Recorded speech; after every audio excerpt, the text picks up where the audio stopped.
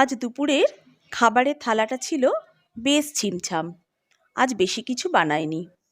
নিয়ে নিলাম গরম গরম দুহাতা ভাত, আর গরম ভাতে ছিল আজ পটলের খোসার ভর্তা।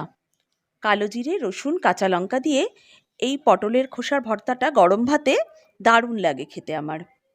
ছিল গরম গরম দুখানা বেগুন ভাজা, আর সাথে ছিল ডাল।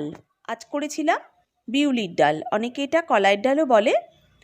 এটা জিরে, তেজপাতা, শুকনো লঙ্কা ফোড়ন দিয়ে, ধনেপাতা দিয়ে এই বিউলির ডালটা করেছিলাম। আর ছিল আজকে পটল দিয়ে আলু দিয়ে চিংড়ি মাছের ঝোল, খুব লাইট করে, একদম নিরামিষ করেই করেছিলাম, মানে পেঁয়াজ রসুনটা দিইনি। আজকে জিরে, আদা, টমেটো বাটা আর সামান্য একটু গরম মশলা, এই ছিল পটল চিংড়ির ঝোলের মশলা।